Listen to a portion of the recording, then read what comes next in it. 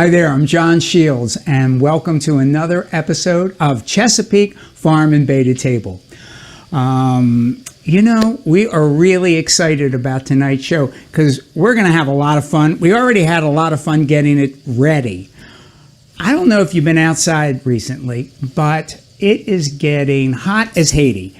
And around here, especially on the western shores of the Chesapeake Bay, as soon as it starts to get this hot, all we can think about is going down the ocean. So that's what this episode is all about. You know, we had a great time going down there. We stopped at some iconic spots, the Bayside Skillet, Thrasher's on the boardwalk, Alaska for some ice cream, and Liquid Assets just to get a little bit ready for the evening. So it was more fun than I could have even imagined. And so my compatriot with that, as we headed out on our road trip, was our executive sous chef, also known as the CEO of Harford County Public Libraries, Mary Hastler. Mary, come on in here. It's so good to be here, and I love everything Ocean City. I have my puka beads on from 1972. I have my bracelet on.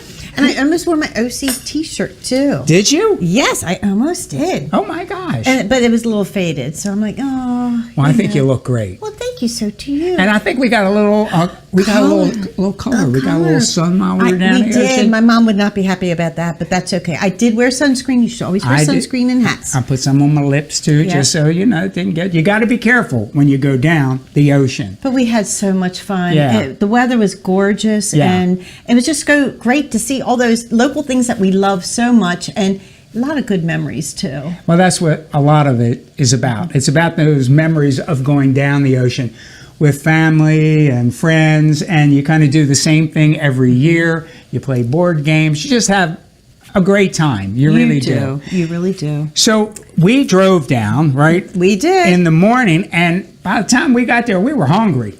Well, and John went across the Bay Bridge, and I went up around through Delaware. So we both had little experiences on the way. We did. Good driving. Very good driving. Good but I was hungry. You were hungry. Very. And we decided to go to one of the breakfast favorites down at Ocean City, the Bayside Skillet. And that was absolutely awesome. It was around 77th and Coastal Highway. It is. Very convenient parking, easy to find, and it's pink. And it's pink. It's pink. You can't miss it. It's pink. It's been open since 1977, and we were down there with Sid and his mom, Rebecca Zweigbaum, and they were so kind to us and so nice. Let's take a little look and see our breakfast. I love to. Going down the ocean means some serious time for relaxing. When I'm in ocean mode, breakfast out is a must. And there's no better breakfast spot to be found in Ocean City than the Bayside Skillet. What a joy to sit outside with breezes blowing off the bay and ocean and chowing down on an amazing array of omelets, crepes, and frittata-styled Benedicts. Don't miss the crepes Catherine, great for sharing. Plus, it's a perfect spot to ham it up. Well, that was fun, and that was delicious. It certainly was. I loved my Wilbur. Wilbur was good. They had a lot of fruit. I love it. They have a lot of crepes and omelets and all kinds of things. And the fruit is fresh. I mean, I think that's a really significant thing about the restaurant is everything is fresh and it's fresh made. And the chantilly cream is to die for. It's light, it's fluffy, and it goes on everything. You're going to love it. But we're not at the ocean now, so we're trying to just create some dishes that remind us of the ocean. And so obviously being down at Thrasher's, I was thinking, well, what could we make that if we were pretending we were down the ocean? I was thinking Charm City eggs, also known as Eggs Gertrude, from Gertrude's Chesapeake Kitchen. So we're going to get to make, we have so much going on here, ladies and gentlemen. Get your aprons, get everything out, because we got a lot going on. You won't believe this dish. You're going to get my grandmother's secret recipe, number one. I can't wait. But we have a lot of components. Think of it, it's an eggs Benedict, essentially, made with a crab cake, a beautiful lump crab cake. And it's going to have a little bit of an Old Bay hollandaise in it. So let's get busy on that. I'm thinking probably one of the things that we should start with would be the hollandaise, because that way it's out of the way. You can make that a little bit earlier, set it aside, and you're good to go. Okay. So basically, we have over here in the blender, I put some egg yolks, some Old Bay seasoning, of course, some Tabasco sauce, Worcestershire sauce, the juice of 1 lemon, and then I took a half a pound of butter, and I have it nice and hot. Okay? Salted or unsalted? I use the unsalted butter, which is probably a good idea if you're going to put a fair amount of Old Bay in it, because there's a lot of salt in that. So there we go. So we're just we'll be quiet while this does this so that we don't upset our cameraman. He gets very nervous about these things. So Mary and I will be very quiet.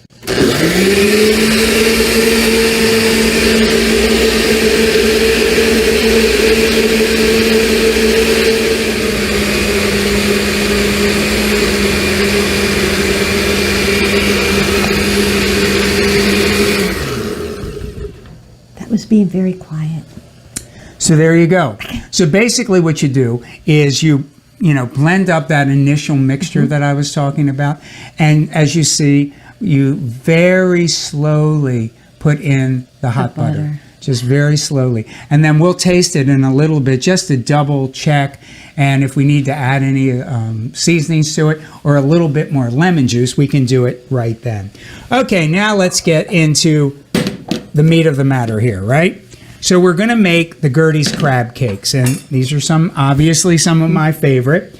And first thing you have to do is you need to make a batter. Okay. Batter up. Here we go. Okay, let's get rid of that there. And I'm just going to take and just mix that there. So that's just 1 egg, and then we're going to get couple tablespoons of mayonnaise here, like so. And we're not going to do a debate on which mayonnaise or mayo is the best. We're not even going to go in that direction right now. And then we're going to put in just a little bit of Old Bay. I don't use a lot in this. Okay, just a little bit. Oh, it's about a teaspoon. Okay. Is that all we have right there? And then we're going to use some dry mustard. So traditionally in old-fashioned crab cake recipes around here, they would always use dry mustard. Later on, people started getting all excited about the prepared. And I do like a Dijon, a little bit of Dijon in there. That's not a bad thing. So we're going to put in 1 teaspoon of dry mustard. And when I'm saying 1 teaspoon, you want to be careful with it because dry mustard is pretty strong. Okay. And that would make sense. Yeah. Yeah. And then we'll take a little bit of freshly ground pepper and put that in there. And then I'm going to take about 2 teaspoons of Worcestershire sauce here. And the Worcestershire sauce, you find this in so many Chesapeake things. Recipes, it's an Old English sauce. Okay. And I use it in my chili. Yeah, it's great. It's you can use it. It's so versatile. You can use it in many, many things. And then we're going to put in just a little bit of Tabasco. You can put in kind of any one that you like. If you have another favorite hot sauce. And you have to decide how hot you want it to be. So we'll do that. And then I'm going to put in a little bit of chopped parsley. You could use flat leaf. I usually use the flat leaf, the Italian. It's, I think, the best. And then we're just really mixing that all up. So this is one of the things, everybody, to remember about crab cakes. Crab cakes are really very, very simple. You don't want to overproduce them. You don't want to put too many things in them. And there's all kinds of varieties from all over the Chesapeake region. You know, some are made just with melted butter and lemon juice and horseradish. That's an Eastern Shore style. So there's many different styles, but the lowest common denominator is don't overproduce and use really good crab meat. That's what you want to do. All right, so we have some absolutely gorgeous crab meat here, right? Beautiful crab meat. Okay, let's get that into our bowl. Lovely.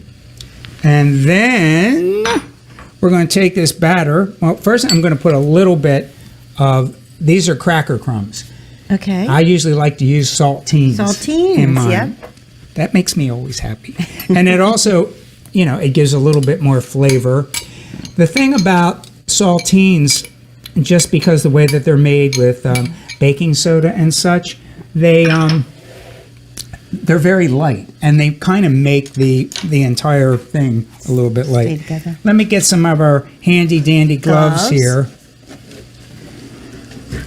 And maybe, Mary, if you want to turn this skillet on here, that'd be that one right there. Okay. Get that up nice and high. Okay. All right. And I will be hyperallergenic here with my... Well, it's not a bad idea to wear the gloves either. You know, No, it's not. It's truly not. It's from a health standpoint. And even when you're home, it just, you know, it's just not a bad idea. Yeah, it's always a good thing to do. And it's much easier to wash your hands later. Exactly. You know, because sometimes it takes a while to get all that luscious crab flavor off of your hands. And also, it makes your family look like you're really professional. You're like a professional chef doing it this way. It does. So It looks beautiful, though. if you see what I'm doing, this is what we call the care and handling of crab cakes. Care and handling. So the crab meat was in the bowl.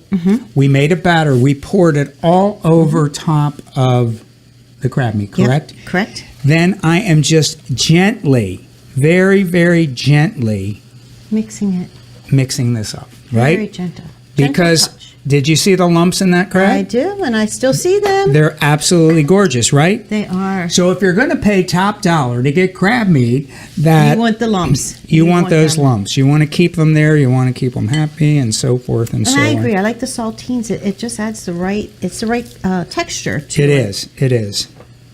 All right, so let's put a little bit more of this. Now, normally, in the real world, if I was making these crab cakes, I would take this and put it into the refrigerator for Right. about an hour beforehand, just to take the cracker crumbs soak up all the liquid, and it kind of helps it hold it together. We don't have that luxury, Mary. We You do and not. I. We don't have quite that time. We'll put that there, and we can see if we can get some to hold together for us to make our little eggs Gertrude. So basically, you don't need great big things for this because they're going to sit on an English muffin. Ooh, okay. So that's the idea. Looks beautiful. That's a good size also. Yeah. It's a very good I size. don't think anybody was going to complain. I would not complain. Yeah. Looks good. And our pan's heating up. Okay, so we'll put that there. And that'll give us what we need to do for that. And I'll put these aside, and we can put those in Okay. the refrigerator. And later, we can have crab cakes. I love it. You're going to have it for breakfast and dinner. I agree. And we could throw in lunch too, I think. We could. Okay. We could get all that in there. All right. So, now. next thing, let me just turn. Well, first I should probably take this off. I'm going to turn up because we have a lot going on. We just made a hollandaise, correct? We just made crab cakes live right here in our studio kitchen. Then we're going to cook the crab cakes, but we're also making some poached eggs. Yes, I've never made poached eggs. This is exciting. We're going to do it. Okay. We're going to do it So live. I see is this oil, vegetable This is oil. There's Oh, vegetable okay. oil in there. And let me get you My flipper. here's your flipper. Thank you. So if you want to just maybe gently see if you can get one of I'm those going to use up my there. fingers. Okay, there you go. And then just gently put that in there. Ooh, listen to that We'll little try sizzle. to do the same with this. Okay, yeah, got it. Lovely. Okay, cool. Every little bit, as my sister would say, goes in there. Throw that little bit in. There you go. Definitely. Bits are important. Okay, now we're just going to take a little break here, and we're going to let this cook for about 3 minutes on each side. Okay? Okay. Okay, Mary, look at this. And looking to me like it's just about ready. We can probably do a quick little flip. Ooh, look at that. Look at that. Look at that. Because you know, one of the things I love is when you're cooking it, you put just a little bit of oil in. We don't have much in here at all, just a little tiny bit, but it gives you that crispy kind of outside that I think is so good. I mean, they should have a thing where you just sell crispy outside for crab cakes, right? I like it. Okay, we'll let this go for another about 3 minutes, okay? All right, Mayor, we stopped staring into this thing. I mean, it seemed like they never get finished, does They're it? beautiful, though. It's But they like are children. nice, crispy, and everything. Sorry, so could you grab me a plate? I sure can. And we'll try to finish this up. Okay. So maybe we'll put the plate right there. And I toasted some English muffins. There's little nooks and crannies. Just okay. like you would imagine for an eggs Benedict, but we're doing it. Oh my with, gosh, it looks good. Now this is so luxurious. I'm going to leave this in here for you to Okay. eat, All right. and that cools down. So we can shut that Turn one this off. off? Yep, that's Okay. off, I think. It is. Okay, so what I usually do is I take and either use my finger, or you could also get a little bit of a spoon. And put a little hole or Yeah, divot? I just try to put a little divot because Okay. this is where that'll hold the egg when we poach them. We're going to poach a couple eggs right now. Oh, I'm so excited about that. I've never poached You an egg in my said, life. Nope. I can't wait. People always are saying, "Oh, I've never done a poached egg. I don't know if I can do a poached egg." You can do a poached egg. Now, sometimes they break you. Sometimes you have to have a few extra eggs, but I don't mind that. You know, we're going to give it a whirl. Okay. So, all right, here's the secret. You want to poach an egg? You never poached an egg? You want to get the water kind of boiling, Okay. and then we're going to simmer it down just a little bit. You don't want to go right into boiling water. Mary, get the secret ingredient. All righty, here it comes. Okay, so we're going to put in just a little bit of white vinegar. Oh, okay. Just a touch. Just a touch. Okay? Okay. Now you think, oh my God, it's going to make it taste like vinegar. Nah, it doesn't. But you'll see what it does do. All right, Mary, you're in charge of the eggs. Eggs. All right. Okay. Here's our eggs. All right, so we're going to do that. So what I'm doing with this kind of semi-simmering water, Yeah. I'm going to start.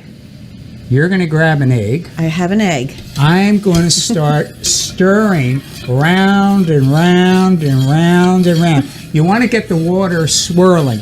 Okay, Mary, you can crack Crack. and then put it right in there. There you go. Just like All that. right, Okay. there it goes.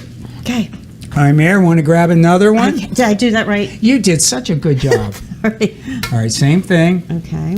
I'm trying to move that one over there a little bit. All right, Get I'll it try close down as you Okay. can. All right. So you don't want to do it from too high up. Okay. So here we go. Here we go. So now I think we'll just do two. Just two? Well, let's. how about one more? Let's do put one more. one more just in case. All right. This is kind of fun. One for the pot. Oh, and I did it close down that time. Look at okay, that. See, third time's a charm. Third time's a charm. All right. So let's get some paper towels here, and that way I can take a little of the moisture off of the thing. So you can see as we go and we looked at this stirring thing, as it did it, it starts to congeal the egg whites. Oh, yeah. You see? I do see. Uh-huh. Okay. So we're just going to get that to go for a little bit longer. So another trick. You ready for another trick? I would like another trick. Okay, let's say you're going to have a party Okay. with Eggs Benedict, Eggs Gertrude, Charm City Eggs, whatever you're going to have. Just get a big pot, bring it to a boil, put some of your vinegar in, and then you start poaching the eggs. When they are just about done, they look pretty good, Okay. you just take them out, put them into a big bucket of ice water. sit them aside, and then when your guests come, you just have a pot of water, you heat them up for a second, and they're ready to go. Wow, that is a great tip. See how they are? I see.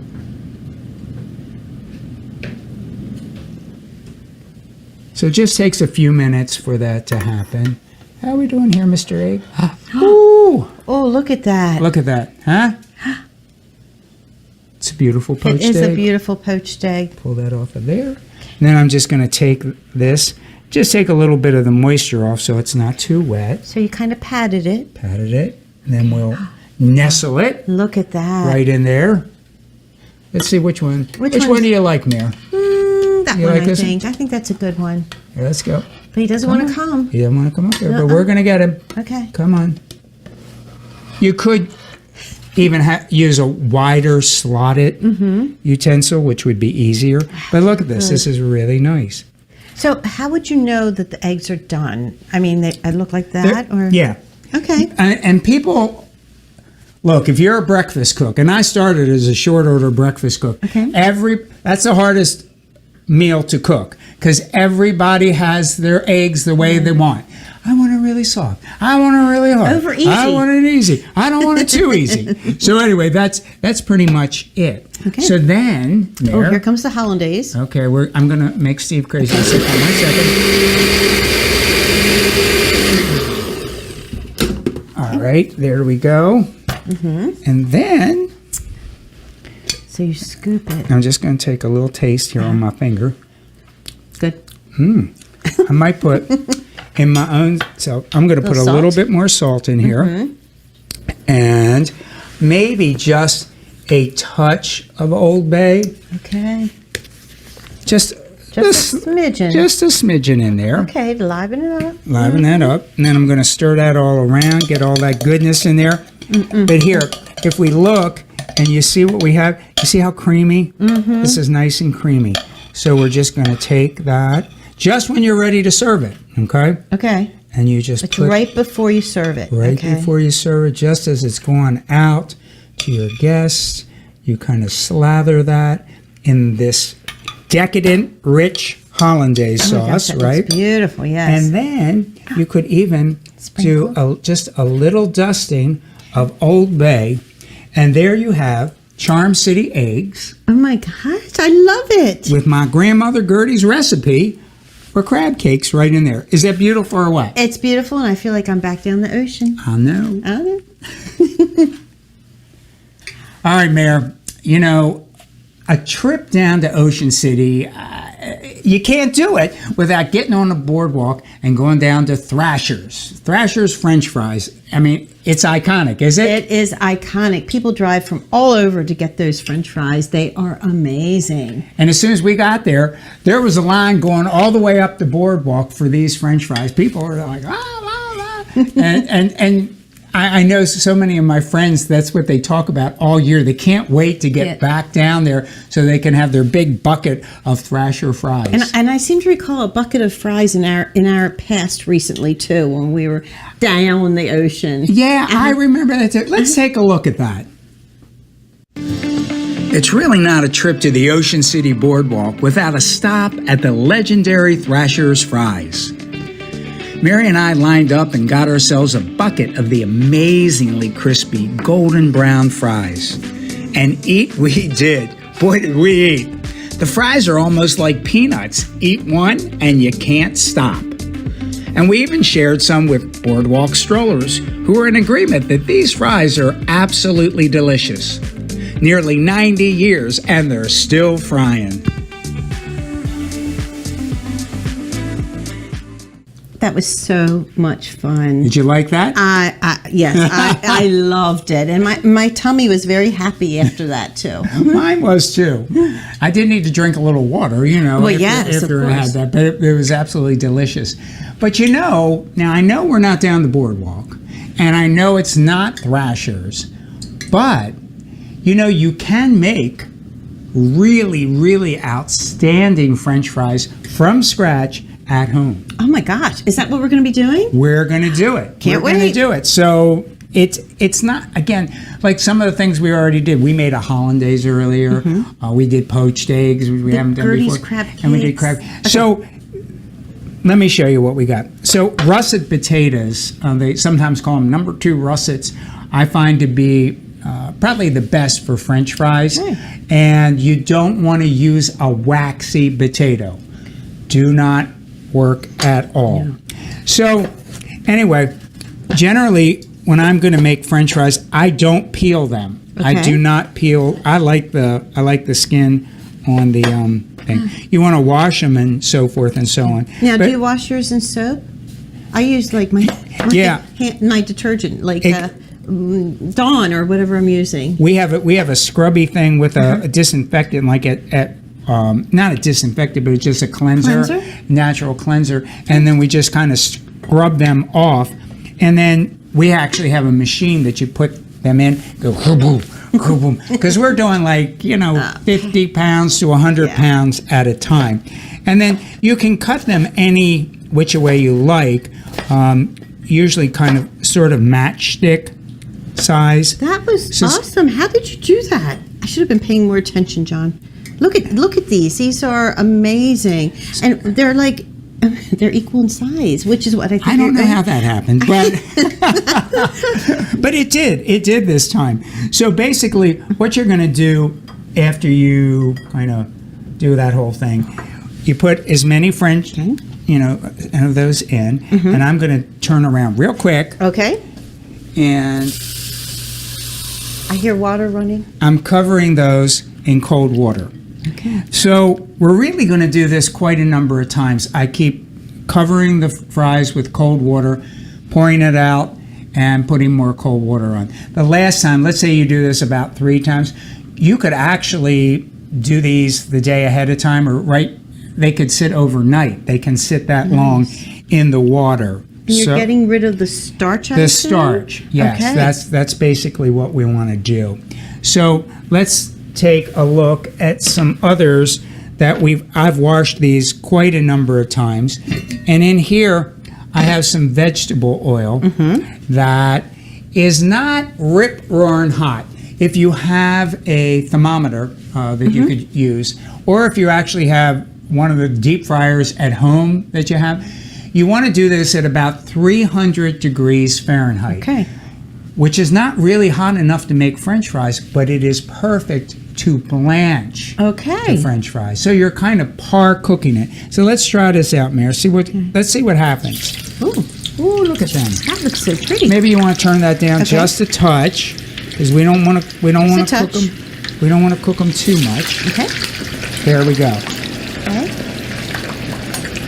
So you have a towel right there, don't you? We do. I do. Okay. So I had drained these, I don't know, 3-4 times already. But one of the things that you can also do is you can just put them on a towel. And you're going to pat them? And just pat them. But these are pretty dry already if you can feel them. So, Mira, we'll just let those kind of, they're like taking a bath. See, taking a bath in the oil. And I've heard about blanching in water, but it never would occur to me to do it in oil. You can blanch it in oil. So we're going to just let these blanch for about 3 minutes, and then we'll take them out. Okay. Look at this. They're looking fine to me. They're not, they're not cooked. So let's get a bowl. All right. And we'll just take these and put these right into a bowl. And they're going to, as they sit, because we want to let them sit to cool. In fact, I often will then put them into the refrigerator. Okay. And because they'll start to soften as they sit. As they sit. And as you'll see, this is what they end up looking like. After they've set overnight. So let's take this, and we're going to do a quick crank that thing up. All right. If you were using your thermometer or your little at-home deep fryer, you start at 300 degrees. Now, to fry the French fries, it's best somewhere between 375 and 400 degrees. Okay. You don't want you want that shock of the cold French fry in very hot oil. That's what makes it crisp and nice. Okay. So that's our plan here. That's our plan. I like it. All right. So we blanched them. We blanched them, and now we're just cranking up the Earl a little bit. Yeah. Earl. So we use a vegetable oil to fry, the French fries. It's a nice, it can handle high temperatures, and that's what you need. So you can never use like an olive oil or anything like that, because that'll burn immediately. Many people like to cook theirs in peanut oil, and that does a really nice job. It's beautiful, but also so many people are allergic to peanuts. So we don't allow any peanut kind of thing into the restaurant, just because we don't want to cross-contaminate anything. So if you're going to have company over, if you're going to make anything, make sure you check with them to make sure there are no nut allergies. Good advice. Because it can be life-threatening. Yeah. It really can. Yeah. My youngest daughter has an allergy to tree nuts, so we totally understand that. Let's see. I'm just going to take a little bit of water. Nope, it's not there. It's not there. Okay. I feel like doing a dance to it, like a cha-cha-cha or something. Dancing to the hole. To the hole bubbles. It's quite musical. It is musical, isn't it? It is. So basically, the reason it's making this noise right now, because there's water in the pot. Oh my God. The oil does not like the water. Of course not. But what we're looking for is having this hot enough that when I put a drop in there, it goes, it spits. Okay. It's like... All right, I'll be ready. You'll know. I will know. You'll know. When you put that drop of water in, if you don't have a thermometer, trust me, you will know. So let's just wait a second and get that up. Okay. All right, Mare. Okay. We got this thing heating up here. We're ready. So I'm thinking, it's looking pretty good, huh? That. Okay. So I'm just going to put one little drop. Don't be careful. Okay. It likes that. It likes that. That's it. Good job. That is a 375 to 400 degree sound. Okay. All right, so what I'm going to do is just take some fries. The blanched fries. And putting handfuls in. Now, I'm not putting too much in. You want lots of space. I mean, if you had a great big old fry thing, then you could. You want it to have enough space so that they can cook properly. Wow. All right, Mare, so how about we get a tray with some paper towels on it. All right, here we go. And we're just going to... When you're ready. Look at this. Look at it. Wow, they're getting already. They are. They don't take long. No. That's a nice thing because you have blanched them. So you've already par-cooked the fries. Okay. And... oh, look at that. So my gosh, they really are starting to look like Thrashers. Yeah, they're already starting to look like that, aren't they? They are. With the little brown ends. And oh, my gosh. Pretty cool, isn't it? Very cool. Yes, very cool. So, sometimes when we think we can only get things somewhere, we really can make things. You could do a Saturday down the ocean dinner for the family. That would be so much fun. Yeah, I love it. Oh, they smell good, too. They do, don't they? It's got a whiff coming up. Yeah, it's pretty cool. Oh, wow. And you can see how crisp they are. I can. I mean... They look amazing. And isn't it funny because these are so kind of just long apart. Well, that could never be a crispy French fry. Well, but it becomes one. Look at these. Look at these. I mean, they're these are just perfect. Gorgeous. They really are. We're almost there. We're just almost there now. And then we'll be ready to eat. So what do you like on your French fries? Salt. Salt. Of course. Cider vinegar. I like to sprinkle that on a little bit too. It adds that Ocean City taste to it. Exactly. Sometimes, ketchup, of course, is big in my family. Yeah, I like ketchup. Some of my family like ranch dressing with their fries. Oh, that would be cool. Yeah, that's a little bit different too. And then some of them like mayo. Yeah. So it's like and then some of their purists, they just want salt and pepper. Yeah. That's it, salt and pepper. Yeah, we get a lot of people at the restaurant who always ask for mayo. Yeah. It's kind of a European thing, and like French Canadian. And, Nice. all right, look at. Whoa, look at these. They're beautiful. It's just They're golden. They're brown. Oh, man. not so bad, huh? Not so bad at all. Look at that. So spread those out Spread a them little out, bit. mhm. And put that like Now, that. do you salt them when they're hot? Uh-huh. Or do you wait? Yep. Okay. Yeah, all we're right. gonna do a little. Here, you do it. You're in Okay. charge of that. All right. I'm gonna put a little bit more fries in, huh? Please do. Why not? I mean, we're here. We are here, and we're going to eat them. We have all this stuff here, so That's we the might- advantage of being here. We actually get to eat what we're cooking.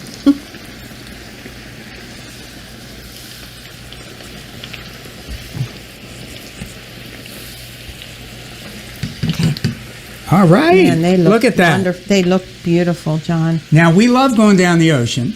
We love being on the boardwalk.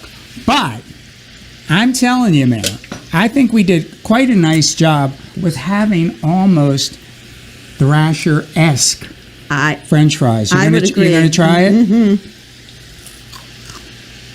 Oh, they're really good. And I wouldn't say that. I'd say, oh, they're really nice. No, these are They're awesome. They're awesome. They're awesome. So again, you can do this just right in your very own home. I love it. It's not that hard, and Thank you. and it's actually a lot of fun. It is a lot of fun. So, all right, we'll keep on cooking, and then we'll get ready for another recipe. I love it. We're Yeah. back. They were so good, John. I really think it would be an amazing dinner and something fun to do this summer with doing the Thrasher, our version of A Thrasher Thrasher-ish fries, which are amazing, and with the eggs. Was it Gertie's Yeah. eggs Benedict? Uh-huh. And all the things that we're making, and now. Well, you know, what did we do while we were down there? Most of the time we ate. So we did. we had breakfast, then we had a big old tub of fries, but we could not deny our sweet tooth. So where did we go? We went to the Alaska stand on 9th and Boardwalk. Very historical, and many of us as teens used to terrorize everyone at the Alaska stand when we were delinquent teens back in the 70s. But it was so much fun. And what did we have? We had the soft serve ice cream. That's like my favorite thing in the world, and sometimes I will go to the ocean just to have soft serve. I agree. There's really nothing better. But that was so much fun. But I do have to let you know, when you're down there with soft serve in the sun at the ocean, it can get just a little sloppy. Let's take a look. Yes, and make sure you pay attention to John's face, especially toward the end. Here we are in Alaska, and you've been here for a while now, haven't you? Yeah. I mean, I know the family's been here like forever. 90 years, right? This is our 90th summer. So, 90. yeah, in the same family. I've been a part of it for the past 10. So, That's awesome. Yeah. That's awesome. Tradition continues, Yep. which is so important. That's right. I mean, because I think part of the whole idea of people coming down the ocean every year is that tradition. That's I've right. gone to the same places and remember that. And we have generations of people come back here and say they love the burgers, they love the ice cream, and just we have a lot of people that come year in, year out. So yeah. and they say they just come here for us sometimes. That's what I'm like. Yeah. I can't believe that. It's kind of humbling, Yeah. This is so important Exactly. to people. So yeah. It's a cool thing to be able to do. Yep. It really is. Very nice. We love the view, of course. Yeah. You can't get over that. Every day you get to see the Atlantic Ocean, so it's pretty cool. All right, well, we had a little soft serve, didn't we? Just a little bit. Oh, that was so good, though. It was so good. It was. But in our theme for this evening of Down the Ocean, we're doing this juxtaposition of what can you do at home if you get that Down the Ocean Jones, but you can't get there right now. So I was thinking, why don't we make some delicious ice cream? Because we can do it right here in our kitchen.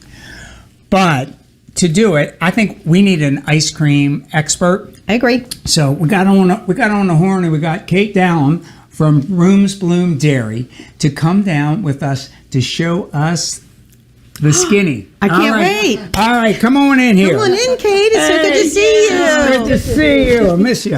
Oh, it's so good to see you, sweetie. All right, great. So we're just getting into the summer now, right? Yes. Just going into the summer. And there's certain ice creams that just go with the summer. They do. And what are some of your favorite summer ice creams? Well, I make several at the store. Yeah. I have, we just started lemon, which we did a whole series on earlier. We also do a sweet corn ice cream, which is very unusual. That is awesome. Local, very Yeah. fresh sweet corn, but one of our biggest is peach, and we do, after trying a lot of different recipes over the years, the roasted peach works the best. You can concentrate those flavors, and you don't have as many problems with it getting icy as you do with natural or real peach. Or That's interesting. Wow. Yeah, just that roasting it, because it brings out so much sugar Yes. and flavor. yes, it's great if you add cinnamon to it. It really the roasting kind of brings that flavor forward. There's a lot of benefits to Oh, it. that's cool. That's cool. So Well, are we going to learn how to make that? Yeah, together? how do we Yes. roast right. a peach? So, the first thing you do, I spend most of my month of August doing this. I use local peaches. We have some great orchards in Harford County, Lohr's Orchard in Churchville, Susquehanna Orchards, which is right across the Pennsylvania line. We have Shaw's Orchard, Brown's yeah. Orchard, and then if you're closer to Baltimore, we have Black Rock Orchard, Reed's Orchard, and I know there's an orchard all, very close to everyone. Yeah, and it's really important to use local stuff. Yeah. So I like to use Freestone peaches. I have used the clings, and it's really frustrating experience. So I am all about using the Freestone. They're beautiful. It's actually are a beautiful beautiful. peach. Yes, It really is. yes. This is one of the pale skin peaches. Yeah, that's And I like mixing the different types of peaches. And a lot of orchards have seconds. So if you don't want to spend all of that money, on the peaches that are absolutely perfection, you can certainly ask them for seconds, and you can get some great deals that way. So, what is the optimal ripeness to do this? I mean, should it be This- a little bit ripe, Yes. totally ripe? This peach is optimum. You don't want them rock hard. It'll be very frustrating, and roasting it really won't even help you out. Yeah. Okay. So I have also done it when they're way too ripe, and then it's just so much juice, Okay. and that does affect the iciness of it. Oh, okay. Okay. So there is this in-between phase that you can kind of put your thumb in. This one Okay. might be a little hard, actually. And then I always start, I teach a lot of teenagers at my store this. I always say, have you ever peeled a peach? Do you know how to peel? And most of them do not. So I think a lot of us adults don't do it Right. very early, Right. very so frequently. there's either. a line here that's the easiest. And this you one is twist not it like quite- avocados. Well, yes, but Yeah. this one is not Not- quite right. Let's Okay, move pick on. another one. Okay. Let's move on. Perfect. And that's how you can tell that you have the Perfect. right one. I've learned all my vegetable skills from my two grandmothers, who were did lots of things with their hands. Mm-hmm. I always say, if you don't do something with your hands, I really don't even understand what you do. I'm just all about. I just Using your hands. I hands. just using about yes. People that say they do this and that, I'm like, how could you do that? Yeah, well, that's so much of cooking. Yeah, I mean, it yes. really is. Yeah. Especially if Yeah. you're cooking from scratch. Yes, yes, exactly. So you would keep doing this many, many times Okay. until you have so many peaches you're just done with it. And then you're going to cut them up. This one's not ideal either. It seems to want to clip. And you want to cut them pretty fine, not crazy small. It's because it's nice to get a bigger chunk of peach in. Yeah. One of the tricks is making sure you add the peach at the right time to Okay. the ice cream. Oh, that's right. Oh, Yeah, let okay. me grab our. Yeah, Let me grab our if you whisk add here. them too soon, you just kind of beat them up and pulverize them. You kind of miss a lot of the texture. Okay. So they're not exactly the same, Right. which is nice for us novices. Oh yeah, I mean, if John was doing this, I'm sure they would be absolutely. the same. But mine are not. Okay. So we, yep. So you keep doing that. I always take the skin off. Now, Okay. the skin is where all the nutrients are, and I love that aspect of it. But it also kind of gets weird in the ice cream. I don't like what it adds to it, so I always take the skin off. Okay. Although I'm sure you could leave the skin on if you want. And then as we get closer to fall, I add a little cinnamon. It kind of gives it more of an autumn Flavor. And then when you roast this, your house will smell like peach pie and Nice. like your bake. It's just a fabulous smell. Oh, that's awesome. Yes. Didn't you tell me that you do it in a convection oven? Is that what you said? Yes. Yeah. At my store, I have this little convection oven, Yeah. and I run it a couple times on different cycles. I kind of know what it is supposed to look like. I think at home, if you put it in about 350 for about 30 minutes and watch it, it'll be perfect. It should be Okay. good. Yes, It should yeah, be good. just like roasting. Yeah. Okay. Well, you did a little bit before you came, Yes. I do believe. Yeah, so this is what my peach mixture ends up looking Wow. like. Wow, that's really, look at that. Oh my gosh. Yeah. That looks good to eat with that. I know, Yes, I know. yeah. You just put a little something in there and then you can Right. go. All right, so what we did the last time when we did the cinnamon ice cream, we came up with this easy recipe so that anyone that's not quite comfortable Right. with making, from scratch, Right, whether right. from a creme anglaise or an egg custard kind of thing, Right. that you can do it really easily. Right, very basic. And you can be pretty sure it's going to Yes. turn out for yes. you. And ingredients you can get in any store that are relatively inexpensive. And Yeah. So, but what do you do when you're making yours? Do you use an egg base? Do you use Well, we make our own ice cream mix Yeah. on the farm. It's an all natural base. Yeah. So it's made with cane sugar, and we use a natural stabilizer. That's what gives it a creamier Yeah. texture. Right. So yeah. Oh, cool. All right. So this is what we call our easy peasy ice cream. So I have about 2 cups of half and half, Yes. Yep. Very good. and then we have about 2 cups of heavy whipping cream, Okay. and then this is sweetened condensed milk. Make sure that you do not get evaporated milk. Exactly. Very different. It Although is- not everyone knows that. It is is very, very very different. different. And this actually acts as a stabilizer. Yes, a So- stabilizer and a sweetener. Yes. You Yep. want to do that, and It's I'll good. see if It's a we- very old-fashioned It is. ingredient. You know, a lot of people have no idea what. Sweetened condensed milk. Oh. It's Yeah, the you find best. it in so many different recipes. Yes. It's kind of the staple for key lime pie. Yes, it That is. is what makes it happen. All right, so we have that. Sometimes when we did the cinnamon ice cream, we put a little cinnamon, Yes, but I don't yes. think we need to. Right, right. Just because we have the cinnamon in our peaches, correct? Yes. Now, you- some people get very fancy and add mint, peach mint, Ooh. Oh. or there's other herbs you can you can add. Oh, that's a great idea. You could Yeah. put some mint in here. Yes, yes. There's some Yep. ginger in there. Yep. Peach yeah, Ah, that's- Yeah. peach yes. ginger. So would you use fresh ginger with that, or would you use the candied ginger, or what would you put in Well, if you did it? I like to use the powdered ginger. Oh, the powdered ginger, I feel yes. like it gives it a real punch. Right. Yeah, because it's concentrated. Yes, I would agree. yeah. Yeah. All right. So, did everybody at home? Everybody get that? Could you get more simple than that? No, I don't think so. Don't think so. So basically, what you want to do at this point, I generally will take the mixture and put it into the refrigerator.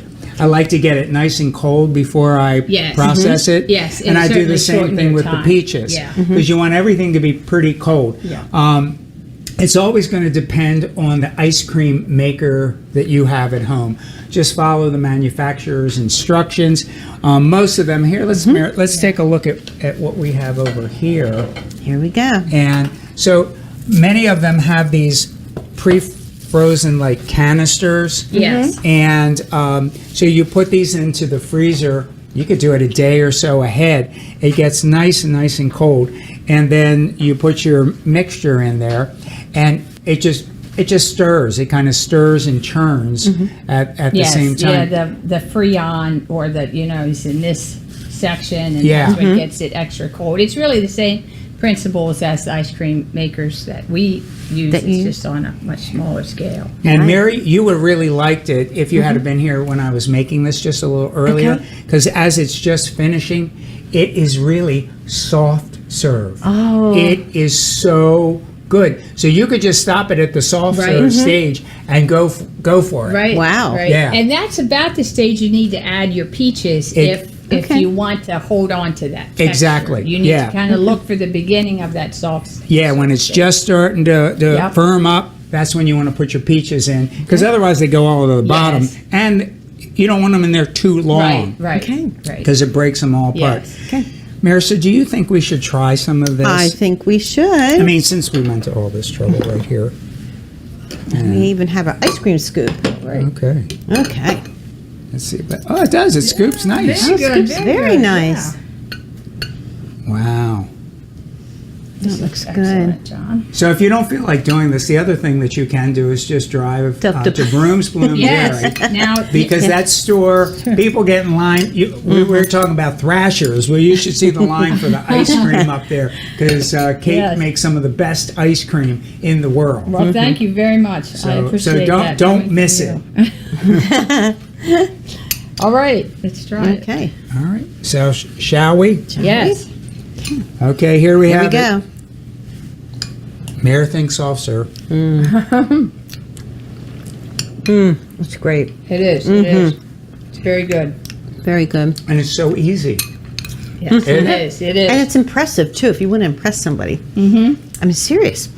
You come out with a tub of that, People love peach. Peach is the type of ice cream that brings back childhood memories. It does. Yes, everybody has a peach that they like. True. That from their childhood. It's very hard to recreate that. I try, but then it's oftentimes people come up to me and say, "Well, if you add that or this, it tastes just like." But I think it's when you have it as a child, no matter what I do, it's not going to taste like that. You never quite have Yeah, I those never quite memories. have it, but hopefully I'm creating But you're that. getting close to Yes. it, that's Yeah. for sure. Yes. All right, well, we'll continue to eat a little bit here then, and then maybe we'll finish it off with just a little something extra like we did down the Ocean.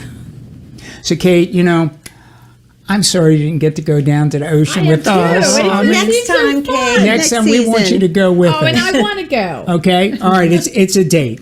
So when we were down there, as you probably seen and heard this evening, we yes. ate a lot. You did. We yes, ate I witnessed. so much. Yes. And then You wore some of it. and I did wear some.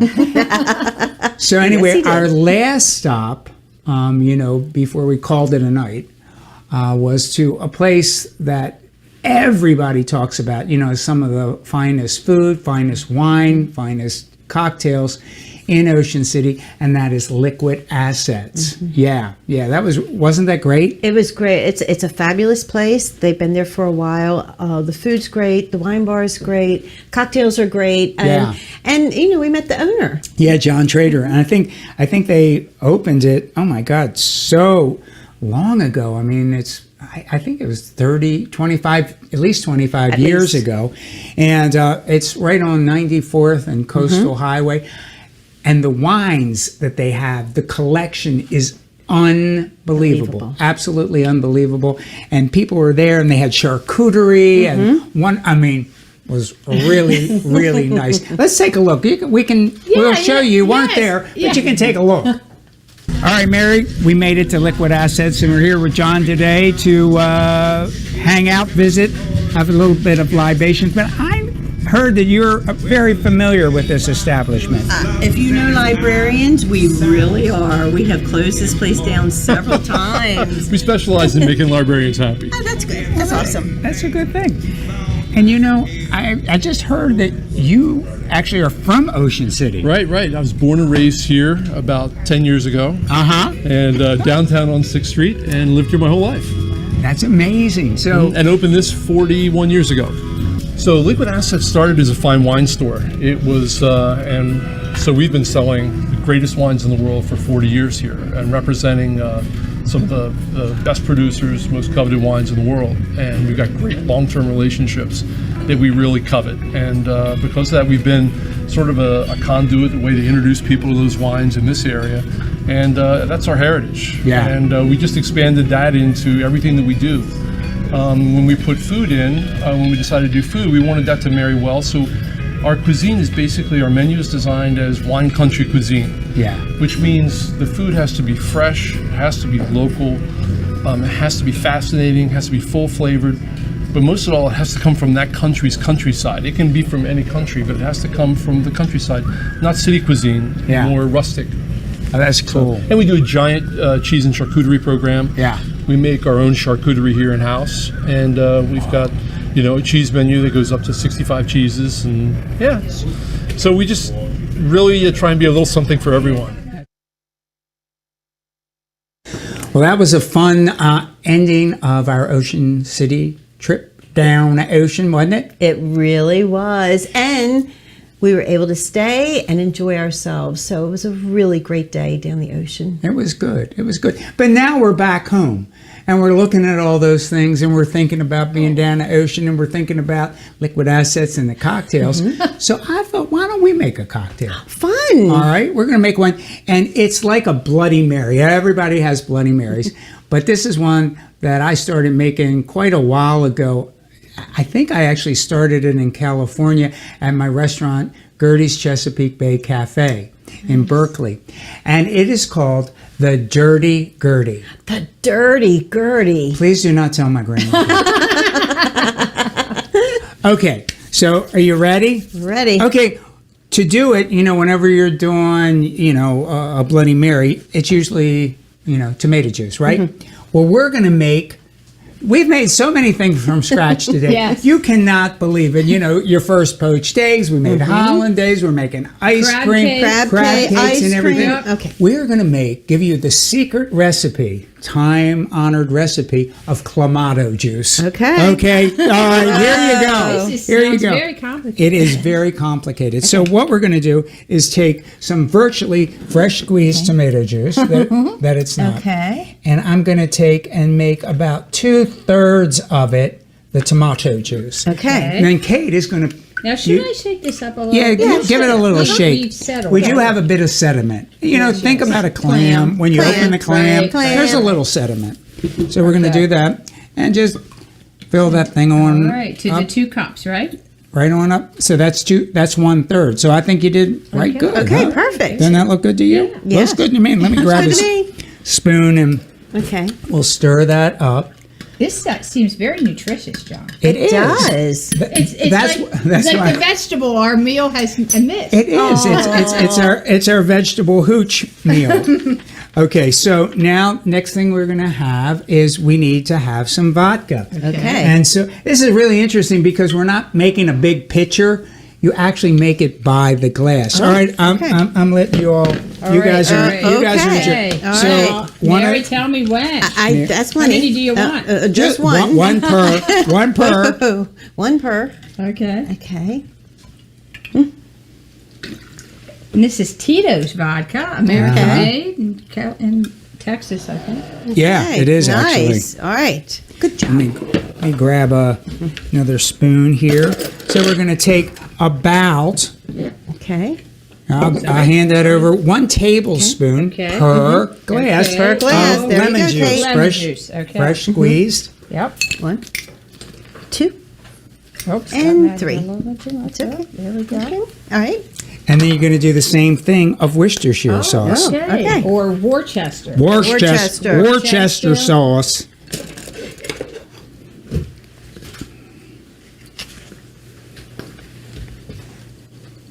Isn't this made out of raisins? Worcester I sauce, heard or it. is that not? Or is Is that an not? urban legend or something? It has a little bit of that in, but it has anchovies in it. It has a okay. number of things. So it's really looking for about a 1/4 teaspoon of Old Bay. So just put a little. Okay, I would say okay. just put And some you little sprinkle. pinches in there. That's John's. Okay, No, that's Johnson. that's He good. probably really likes it. Where's our Tabasco sauce? Tabasco. Okay, right We had here. that. Right, yeah, it's right there, right next to the celery. right Oh, here. look, it got away from me. Yep. So again, you got to be careful. Know your people. And do you want like it hot? If you want it just the way we Baby do it, serving for it's Mary, 3 dashes. 3 1, 2, dashes? 3. 3 Now would dashes. that make it hot if it's 3 dashes? Nah, I think it'd be so-so. 1, 2. That's two. You know, so many people ask for, I want a really hot one. Yeah. Yeah, Yeah. I'm not sure I do. No. But okay, I think we did two. This is John's. He gets the hot one. Oh, I get the hot one. It also Okay. has the most vodka. And so, as you saw, it's a tall glass Okay. filled with ice. We put all those ingredients in, and then we're just going to Pour the pour corn. those in there All right, and fill it up. Nice. Okay. And we'll bring that all the way up to the top. Look at that. Look at this. Beautiful. That looks beautiful. Go. Very nice. And then we get a official cocktail stirrer. And then I guess we garnish because Then we garnish. We need to continue our vegetable eating. That's Okay, right. there you We're go, gonna do Kate. that. With our- Okay, you garnish yours. We have some shrimp. And then this is really cool for a garnish. Yeah. Look at that. Lovely. Isn't that Beautiful. pretty? It's almost tropical-ish. There. Thank There's you. yours. Uh-huh. Mine's is in I like there. it. And then you can take a shrimp and just hang it off the edge. God. Oh my Look at gosh. that. Whoa. This is the ultimate kind This of is the Chesapeake ultimate. I Yes. love Bloody it. Mary. Okay. And then if you're so inclined, you could also put some lemon on it. Okay. Yes. But I don't care for And- mine. Okay. I And mean, some because people we put already bacon. because we already Bacon. have it. Bacon. Oh. Bacon. They put bacon. They is do, hot, they? and you want thick bacon. Yes. Yeah. Oh, and one of those really big olives, maybe too. Oh, I love Because you olives. skewer the bacon Yeah. to the Oh olive. yeah. So anyway, that's basically this is our Dirty Gertie. It's the Chesapeake version of the Bloody Mary with I love it. a lovely steamed shrimp, and I think it's not so bad, huh? Yeah. I think it's Salute. salute. Happy beach days. Happy beach days. It was quite the time. It was. Down. The ocean. Woo. Wow. That's Okay. good. It is That is really good. tasty. Actually, it's good. Wow. I really like Follow that recipe. Yeah. Okay. Exactly. So, all right. Now, don't go away because in just a little bit, we are going to have our official question and answer, right? Yes, we are. We never want anyone to miss that because you get a lot of knowledge. We can tell you just about anything you Random need to know, information. right? Any Yeah. random information you know. But in the meantime, we want to thank all of you for going down the ocean with us and joining us for this episode. It was really, really a wonderful time. I loved it. I had more fun than I could have imagined. And so try all of these recipes that you can. Get out there, enjoy. And we also need to thank a lot of people for helping us out. Kate, number one, is the first Wow. one. Well, I know. Thank you for inviting me. Absolutely. It's always fun here. And then get to Broom's Bloom Dairy. Please get Please to Broom's do. Bloom Dairy. And then we had all the folks that hosted us down at the ocean, from Thrasher's Fries to the Bayside Skillet, to Liquid Assets, To the Alaska Stand. You guys were wonderful. We really, really appreciate it. And we also always appreciate the Harford County Public Library team that helps us out, and everybody from our Common Table, that whole team and production team with Steve, and make it all happen. You know, this doesn't just fall into place every time. We really do a lot to try to make you have a good time. And we, as always, we thank you so much for allowing us to come into your homes and to hang out with us. So as I started the show, I was talking about it's getting hot. It's getting hot out. And so next month is August. And we're going to take a little bit of a break. You know, we might go back down the beach, but what we have done, and all month, tell everybody about it, Mayor. We are doing your personal choices. So you'll be seeing 2 shows a week. They are repeats, but they're the ones that you've said you love the most. So we want to make sure we stay with you during August, make it a little bit of fun, revisit some of those really special recipes and our guest stars that are on our shows, and also just have a wonderful rest of the summer. Absolutely. And then come back with us in September, because you thought it was something when we went down to the ocean. We're going to the State Fair. Oh my gosh. And we're going to do all kinds of Maryland cooking and canning and putting up and everything that you can do. Are you going to try some deep fried Twinkies? We- Of course. I think we might just have to Who's do lacking that. deep fried Twinkies? They are. We're going to have to work on that. But once again, stay tuned. We're going to go right back in just a few, and we're going to have our question and answers. But thank you so much for joining us today on Chesapeake Farm and Bay to Table.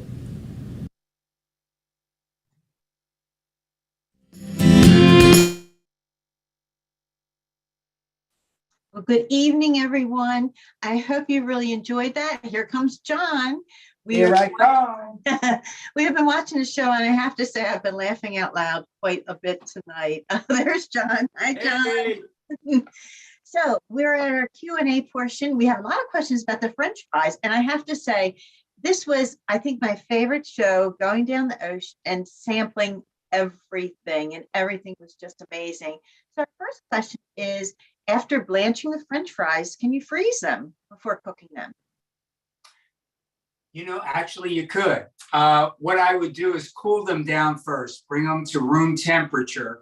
Once they're 100% at room temperature, then you could put them in maybe, Ziploc bags and put them into the freezer. They should work just very nicely. But I would suggest that when you're going to cook them, you take them out just a little bit early. They don't have to be completely defrosted, but just take them out maybe about 20 minutes before you're going to fry them. All right, that sounds like good advice. All right, another question we have about the fries. Can you do a suitable alternate recipe doing it in, oh, don't laugh at this, John, an air fryer? Of course, you can do everything in an air fryer. Mary and I will tell you, there's nothing you can't make in an air fryer. You should see the oatmeal we do. It's amazing. No, you should be able to do that. One of the things I haven't tried is, for instance, doing the blanching process and cooling down process and then doing it in the air fryer. It kind of defeats a little bit of the purpose of the air fryer to do that. Because remember, when you're blanching the French fries at that 300-degree temperature, it's not mega hot. And so the potatoes are absorbing some oil at that point. So I think that maybe what I would do is take the potatoes like we did, cut them like we did, rinse them numerous times with water, because basically you're getting the starch off of that. Taking them and then put them in a towel and dry them real well. Drain them, put them in a towel, dry them real well, and then put them in your, well, what I would probably do is just spritz them with just a little oil, like a pan, like Pam or something. Toss it, put some salt in it, then put it in the air fryer. And I think you'll get a really, really good product, and it won't have as much fat content in it. Excellent advice. Excellent advice. All right, here's a question about the poached eggs. Now, I had a lot of fun. I'd never made poached eggs before. Does size matter when it comes to the type of egg that you cook in the poached eggs? So, like, the eggs come in, I guess, medium, large, extra large, jumbo. There's all sorts of types of eggs out there these days. So does size matter, John, with eggs? I don't know where to go with that. But let me tell you, well, we could try quail eggs. I haven't done too many poached quail eggs, but we could do those on a little crostini with some smoked salmon. I think it would work lovely. Generally, most people want to do a large egg. If they're going to do an Eggs Benedict or anything like that, they generally will get a large egg. I've done some things, on a larger piece of kind of like a bruschetta, and used a poached duck egg, because the duck eggs are much larger. They poach. You're going to have to cook them a little bit longer, obviously, because it's a larger egg. But you would still use that white vinegar in the water to congeal the whites of the egg, so they all kind of come together. Oh, that sounds really good. All right, that was a good question. Thank you. Good answer, John. Yeah, I know I had to keep a straight question. face on that too. Next question we have is, we actually have an invitation to visit Chesapeake Island. And our next, when we go out on a field trip, John, so we have to tuck that one away, because our guest said that there was a lot of good eating in Chesapeake Island. So we might have to put that on our to-do list eventually. We're going. We're going. I like the horses idea too. I've always wanted to see that. So who knows? The next question we have is, when we visit the Alaska stand, Was there more than one type of flavor that we enjoyed, or did we really look as happy as we appeared eating that vanilla ice cream with the chocolate shell? I think I was in some sort of trance when I got there. I mean, I already had the French fries. We had the ocean breezes going, and whenever, this is just me. When I get my soft serve, I usually get the vanilla. I just generally gravitate to the vanilla. Sometimes if I'm daring, maybe if I had thrown caution to the wind, I'll get the twist with the chocolate and the vanilla. But I didn't pay a lot of attention because I was really focused on that soft serve vanilla ice cream with the chocolate. It was dipped in chocolate.